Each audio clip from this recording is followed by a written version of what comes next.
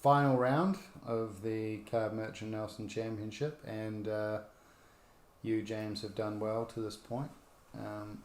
5-1, so 2-0 in Blitz with Prism, 1-1 in Draft with Oldhim, and 2-0 so far in CC with Oldhim. And look at this, you get to play Jeff, who was on round 1 with Lexi and Blitz, and he's on Briar. Yet another of Briar. all heroes. so, hey, he got a good stroke of luck.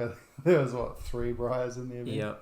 Yep. I was trying very hard to dodge the prisms and the dashes that might have turned up. Yeah, and you got to play 3 Briars, so I mean, I hate to say the writing's on the wall here, but we'll see what Jeff brings. I believe he had a more like the decks we saw over the US weekend. Yeah, lots of 0 cost red go again attacks. Yeah. Okay, so it should be a slightly different game perhaps than what we've seen from the other 2, but probably won't see Channel Mount Heroic. No, you won't. No, it's definitely a lightning build. We'll see how it goes. Well, let's see what Oldhim does against this. I have a feeling you might block a bit still. No blocking. Always just attack. 9 versus 3. So what do you choose to do here? Go first to get Arsenal, or do you let them still go first? Well, it helps to have a Tunic counter. It helps to have an Arsenal. True. They don't get to do some arcane damage against you. True.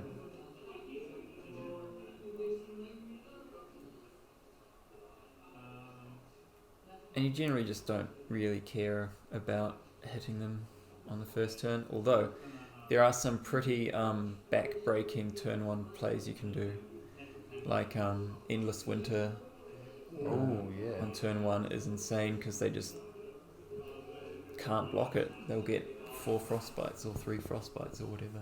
True. And then there's also Oakenold, which is just free damage. Which is just insane damage. Oh, the Sigil. And this turn 1 Sigil as well, super value. Alright, so it seems pretty good to go first anyway. If you get a channel like Frigid and play on turn 1 on the play as well. Oh. Just so many ways to just make your opponent's life miserable on turn 1. Because I guess I've often liked to go second just in general, but again, if Oldham's tactic is to just block out a lot, then it doesn't really matter that you're going first in that sense. So obviously turn 1 of the game, both players drawing back up, and so it's often whoever goes second is kind of getting that head start on damage or blocks, like momentum.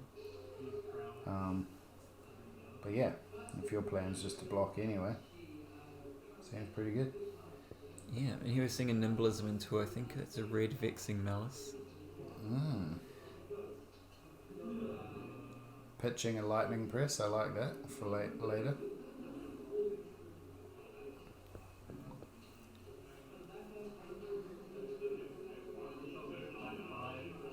But yeah, I'd like you to try, and for all you out there, you heard it here first. If you're playing Oldhim, put Gorganian Tome in your list and side it in against Briar. And when you first see it, if it's early, just Arsenal it, crown it away. Yeah. They'll never know.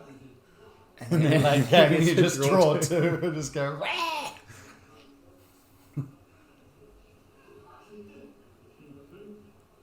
That's really good, right? What if literally everyone just plays Gorganian Tome from now on? They will. Oh, like every deck? Yeah. Potentially. Yeah. Who wouldn't want one? I'd be inclined to only play it in decks that had Crown, or if I'm playing E-Strike and or Sink Below. Like, if if you have to play it the turn you get it, I don't think it's as good. And I think that's what causes some trouble and quite, random luck in maybe like a Briar Mirror, because I mean, you can Arsenal it, but even then, like, if it sits there for ages, that's not great. You'd prefer to be using your Arsenal for more effective 5-card hands. Yeah, you don't really want to be the first person to blink, I guess, in that. Yeah. which So- is I've never played a Briar mirror, but I imagine it's quite harrowing to be the first person to play time. Yeah, unless you're way ahead, but I mean, I don't know how likely that is. But yeah, cards that can put it to the bottom, especially without your opponent seeing, it's probably quite good. So he's Razor Reflex, the Arcanic Crackle here. Yeah, but no more resources to do anything with it. Oh, that's a shame. Another Lightning Press to the bottom. I though. guess that's part of the issue of having such a red heavy deck, is that you almost can't afford to play Razor sometimes. And it's not a non-attack action. It's not an action at all. Yeah. And here the Lake Frigid causing this Sigil of Suffering to be quite bad. Oh, he just throws out the sigil and you just block I pay for the arcane. So he takes one and gets a frostbite. Or was it not a nice card? It was. Was it not? No. It wasn't. Oh. Yeah, Frigid is gone, so it wasn't. Ah, bugger. I guess it didn't really matter that he took the 1 damage there, but just goes to show how kind of less effective Sigil of Suffering is in this matchup. Yeah. It's mainly for aggressive matchups where you're just getting in that one little chip damage that might change the game. And blocking for 4. And it blocks for 4. Yeah. Yeah.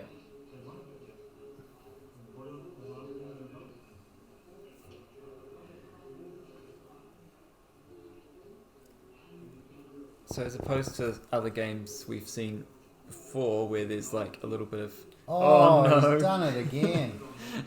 If that's a pummel in Arsenal as well, I'm going to bloody scream. But yeah, the dream player, Oakenhold fusing with a Eisenloft.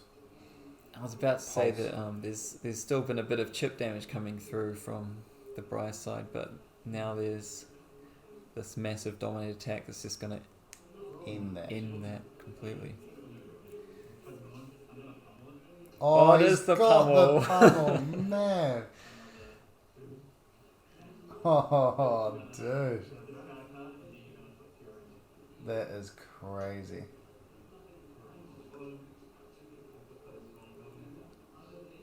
So that's just completely annihilated. So you went Jeff's the other hand. way around. I went the other way around. Yeah. Last game I did it. So I think I I think 2 at the bottom at random first is better. Okay, because I was just kind of still feeling it around and being like, oh, maybe I'll try it the other way around this time and see. Yeah, I guess just because changes if you're saying look at a hand of 4, discard one you choose. You know, they're just getting more choice. Yeah. Whereas with the random, you might put what they would have chosen on the bottom, and then they have to pick between only 2. Yeah, they might have to choose between 2 cards Reds. they prefer to have on the bottom. Yeah. Makes sense. And now to follow up this Oakenhold, we've got a Channel Lake Frigid in play, which is going to make for some rough turns. Oh, we've seen that too often as well. Just blocking. I don't know. I don't think it's incorrect as such, but it just feels rough. It's quite. I don't know. Well, if you're blocking, well, they were reds, so it's not like they were going to help pay for things.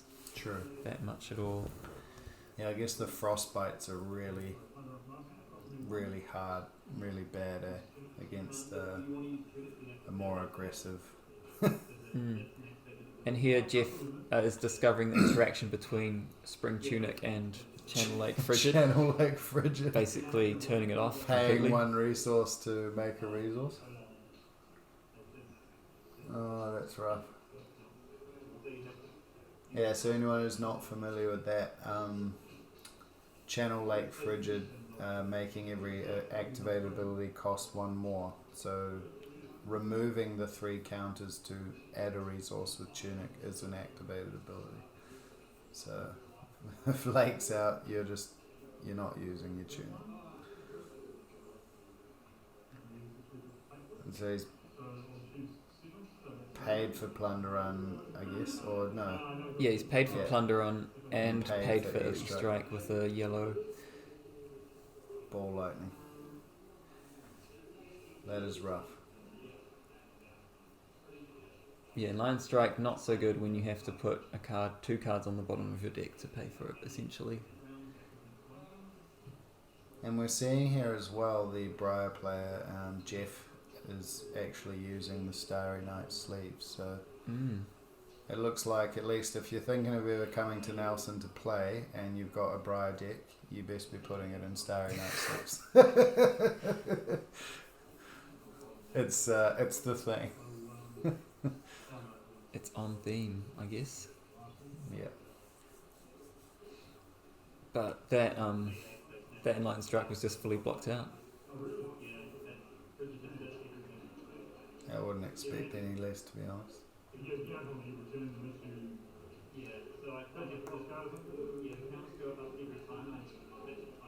I guess in Having a little deck. discussion here. Oh yeah. So Lake Frigid. It sounds like it's just not going to be able to hang around. So that's what we were complaining about. Well, it's done its job. This one, anyway.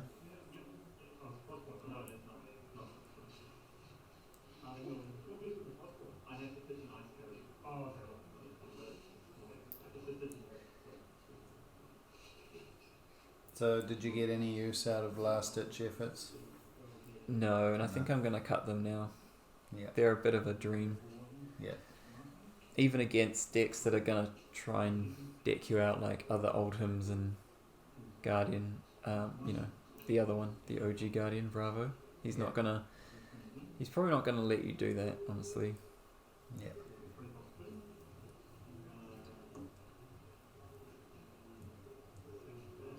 The idea being, of course, to pitch stacks so that you have 3 last-ditch efforts on the bottom. Yeah. And then you use a Forged for War to just block with armor for the turn. Yeah. And then draw the last cards of your deck and play 3 last-ditch efforts for 24 damage with Dominate.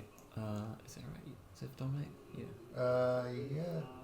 No, go again. It's Go Again, yeah, that's right. Yeah. So it's 24 damage, which can be a good way to end games.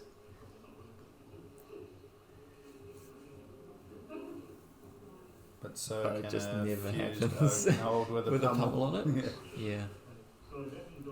So you got the lightning press off on Yeah, a so triple 3 ball lightnings, which means this lightning press did 6 damage. That's high.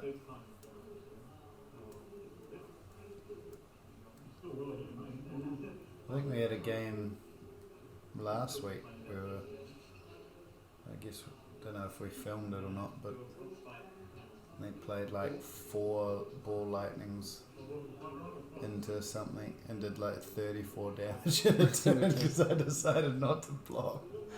It was high. I think that was the Lexi vs Dash. It should be on the channel. Yeah, nice. I'll have a look out for that anyway.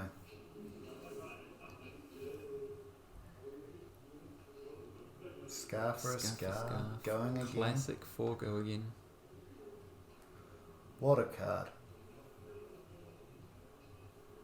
Haven't seen any Rebels yet, but I would have guessed he's got Rebel in him. Yeah, Jeff's a big fan of Rebels. Yeah, good card. I mean, in the right build, most decks you're putting it in, it's kind of just a better scar for a scar, right? More unconditional.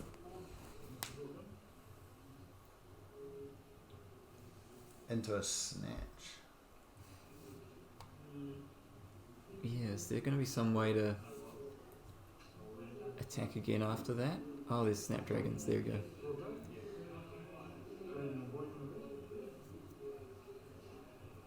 I guess not blocking the snatch there means that it forces him to use the Snapdragon Scalers in that moment if he wants to get value out of it. Yeah.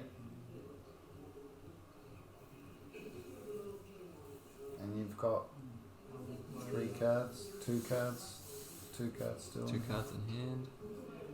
Captain's Call breaks the chain, so I get to use the shield again, which is quite nice actually.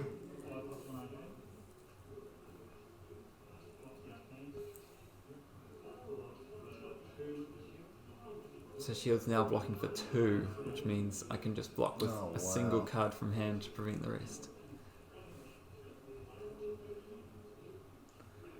If the combat chain closes and shield goes back, can you choose to just block with it again and not pay another resource for 1, or do you have to pay every time you block? Yeah, you can just not pay. To pay is just to give it an extra attack, an extra block amount. Pretty good. Vanilla 4. So I've said it in the last matchup we put up. You were playing against Riley on Briar as well. This one looks like that did a bit more tit for tat now. Yeah. How long's this gonna last? It'll last until the next dominated attack, I suppose. The next big attack. Okay. Oh, exude confidence.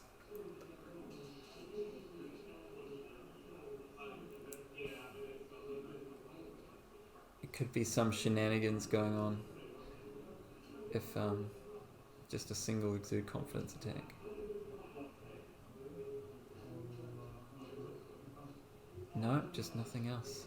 I guess must have just had a whole bunch of no go again. Not sure if the winner of the calling, I haven't checked if he had Tunic in his list, in his order. I don't think so. I'm really liking the look of it here. I mean, this is the 3rd game. I mean, it just blocked with shield that last turn, and it just does. I just try to use it every time it ticks up to 3. Yeah. Just straight away, no matter what it's for. Just get value.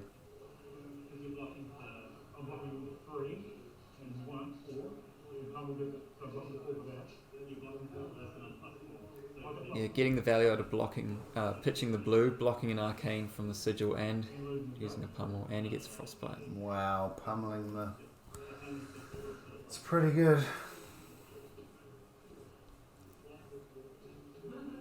I'm a fan. You're never really like trying to sandbag a pummel because you can just use it whenever you want. Yeah. It's not like you're trying to save it for that attack action. Yeah, Tunic seems to do so much in this match, like you're saying. Yeah. And there's a good amount of cards that cost 4 as well. Or the CNC pummel combo. Yeah. And then your crown and your shields, just like value every time. And there's another thing that I want to try out, which is Sledge of Anvilheim for the aggressive matchups where you want to try and be a bit more aggressive. Okay. And being able to Tunic plus a blue with that might be solid. Oh yeah. More so than the Anathos. Yeah, well, Anathos is quite hard to buff because there's so few cards that actually have more than 3 cost. He's coming in with a snatch here.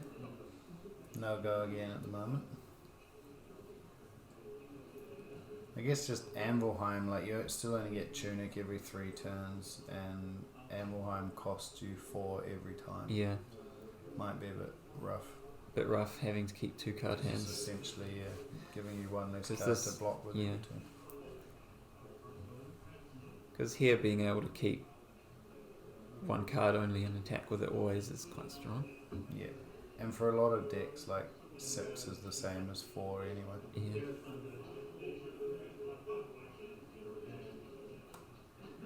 Oh, we see this again as well. Wow. There's no frostbite attached, but I think the discard 2 is already enough of a... He's got skull trigger. cap on 1. He does have an embodiment. And an embodiment. Oh, but not... No.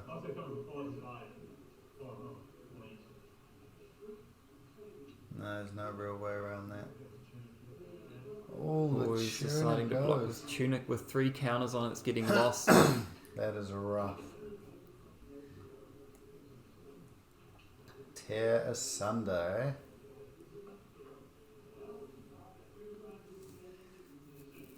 He'll tear you a new one.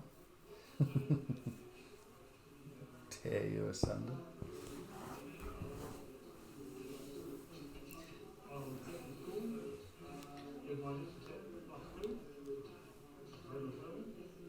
Oof. Here it comes. 6 go again. I do like Captain's Call. Like, does look like quite a good card in these new, at least in Briar, and I guess in Chain and stuff. So therefore, I guess in any deck that wants that, but just the, giving something go again is often really important, or like makes your turn better. And then if it's like you drew it off a plunder run and you had 1 attack left, it's just give it plus X. Yeah. It's pretty good. But Staunch Response. Yeah. Staunch Response just says get out of here. So over the games we've seen in the last couple of videos, and even on this one now, like the one surprise I've had in watching Oldhim play a bit more is you're not really using his hero ability that often. Yeah, not really. It's just all about the crown and the shield. That's the main draw, really. And some very powerful elemental guardian attacks. Like how often, does his hero ability feel ever, so we've only watched really Briar's this time, but does it feel like it's a good backup? Or like it's an option that's there sometimes? Or? Yeah, it's just something you maybe use like 1 or 2 times a game. But it's not a major aspect, I think. Was that against Riley where we saw the turn 1 deny the arsenal? Ice card on turn 1. Actually there I think I just blocked with a blue earth card for 2, which should have just been pitched to the defense reaction. Right. So maybe I'm just like not thinking about it very much. Right. But that's alright. although there is a consideration to like waiting, because you can only activate it once a turn. True. But yeah, I think there probably should have just pitched that earth card.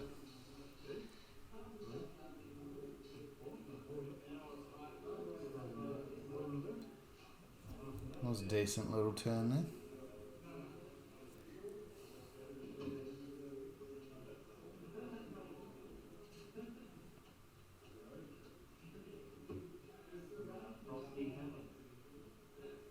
Frosty Hammer. Yo, Frosty. It's just more of what we've been seeing. Just keeping 2 to 3 cards in hand and just keep attacking with the weapon. Yeah. Classic Guardian gameplay. He's doesn't have his Snapdragons and he's lost a Tunic, so these are both big, but it seems he's keeping it a bit closer. Well, he was until then, but no. But it's it's a bit closer. Oh, you just sigiled. Oh, I always speak too soon with old. Just when you think the game's tit for tat.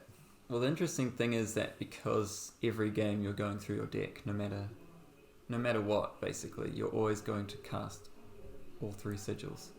Right. So you're basically starting every game at 49 life. Wow.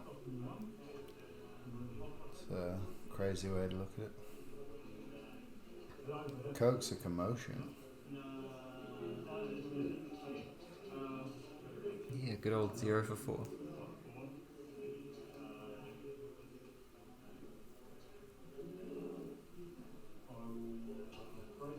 Oh. Not bad. +3 and go again, and then we're going to get to choose one of the modes. Draw a card. You can choose any of the modes. Oh, is it? What are the other 2 modes? Draw a card, make a quicken token, or gain a life. Both players. Well, so we did draw a card this time, but is there No, an you argument can choose for... all of the modes. Oh, I you can think. choose all of them. Yeah, you can choose any number of the modes. Okay. But each player gets a card, a quicken, and or a life. So I don't know what he did there. He just did draw a card. So was there a reasoning to just do quicken as well? Probably not gain a life, but... Not sure. Yeah, it's a really... Oldhim can't really use quicken tokens that well. No, exactly. So I think, yeah, there are matchups where Cokes is good, like for that reason. Some decks, it's, And I mean, if you're aggro enough, like the draw card, if it's like your second or third attack, and oh no, pummeling a conch that took 3 cards to block with. So now there's no cards anywhere. That is brutal. CNC blocked with 3/2 blocks, and then and then it gets pummeled. Well, that's a way to make someone pass the turn. Overdone that. Oh, he had an embodiment, so he should have... He blocked the CNC for 7.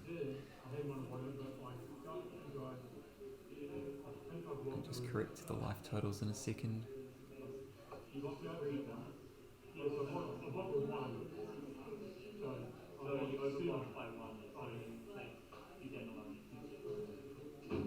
Nice. Good catch, me. Yeah. Good maintaining the game state there and correcting things accordingly. That's what we like to see.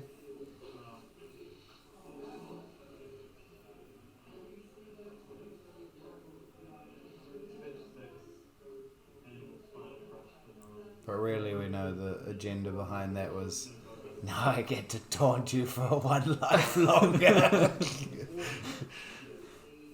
So here, is this the first Spinal Crush in 3 videos, 3 games? Seems good against an aggressive deck that wants to go again. Seems good when your opponent's at exactly 9.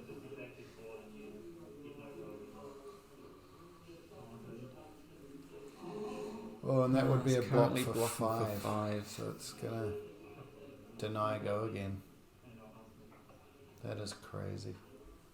I guess at that point it's probably just worth blocking an extra amount, but I guess you get an arsenal doing it this way.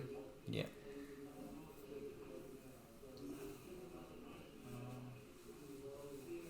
But do you have the life to play with to have an arsenal to make that play?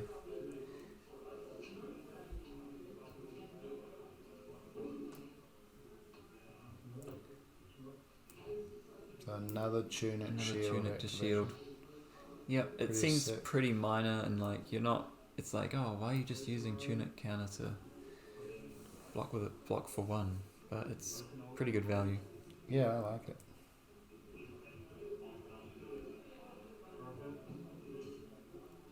So here's the Sotomore from Arsenal putting Oakenold on the bottom. And then I think we just drew a red, so we just can't play that Endless Winter that was in hand. Bugger. So we have to settle for another Spinal Crush. Right, so you played Sotomore and you had that Blizzard to reveal the Endless Winter. Yeah. And you drew a red. Yeah. And your 1 resource short. Well, I can't. Yeah, 1 resource short, so I can't fuse the Endless Winter. There's no point playing it. I think that's my foot there in the bottom right. So am I speaking in a fury? I was watching at this point.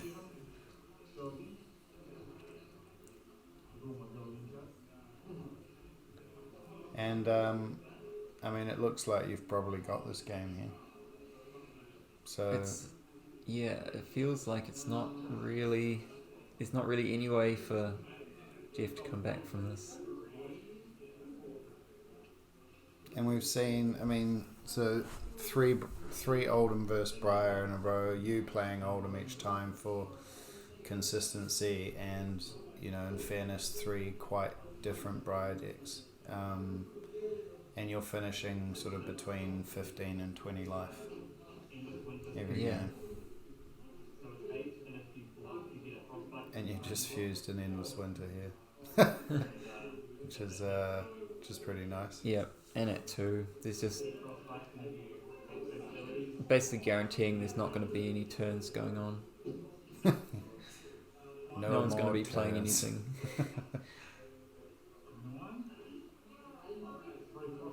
Oh, is that the pulse again as well?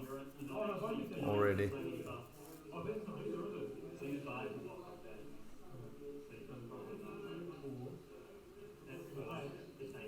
So we're just letting Jeff sort out his blocks so he doesn't die. Yeah.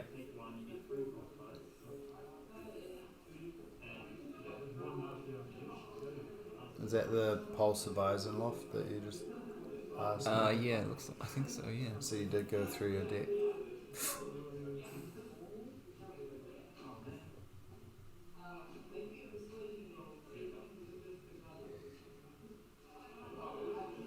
Kind of annoying though, just drew an Oakenold after arsenaling the card that I confuse it with. But that's good because you should have pitched the Oakenold there to seeds. Oh, possibly, yeah. But you could pitch it in the rest of the turn. Putting Oakenold next to your Eisenloft, Pulse of Eisenloft is pretty cool. Or just playing it as a 7 damage attack.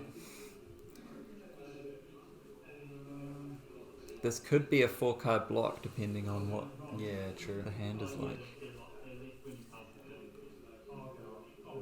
Or just like triple 2 block and a ball lightning and they die. Ball lightnings.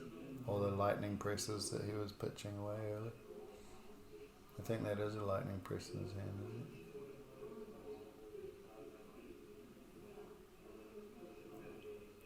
So I'm assuming that this is nearly over. It would put you at 6-1 and you won the event. Spoiler alert. Spoiler alert. Congratulations.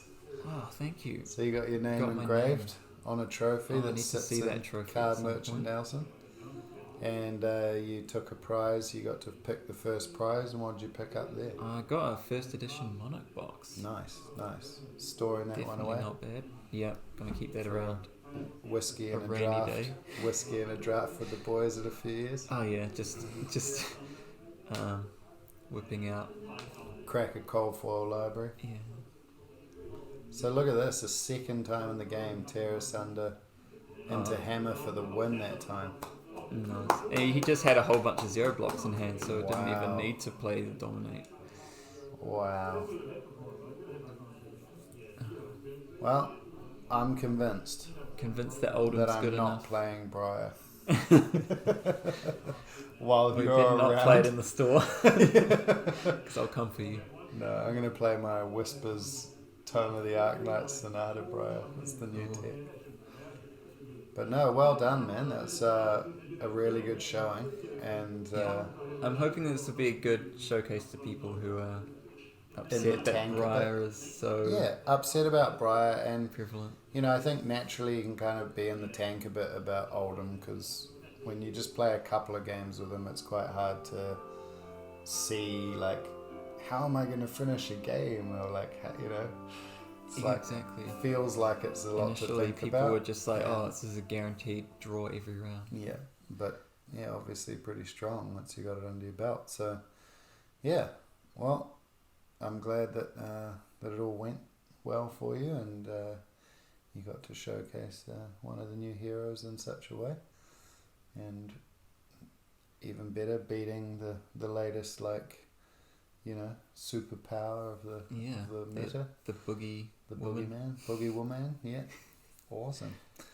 All right, man. Well, good stuff. We'll see you all in the next video, mate, with some... And hope you enjoyed a bit of a different format for the commentary and all that. Yeah, true. Let us know what you think of the voiceovers. I'm sure we'd be happy to do it more. It's quite nice, just relaxing and chatting and watching games back. But yeah, stay tuned for some Wizard CC into some Oh, we should have recorded. There was Wizard CC at that event. We should have recorded. Ice Lexi into non-attack action, Whisper Tome, Sonata, Briar. It's all going to be happening. So we'll catch you soon. And thanks again, James. Thank you. You're the man.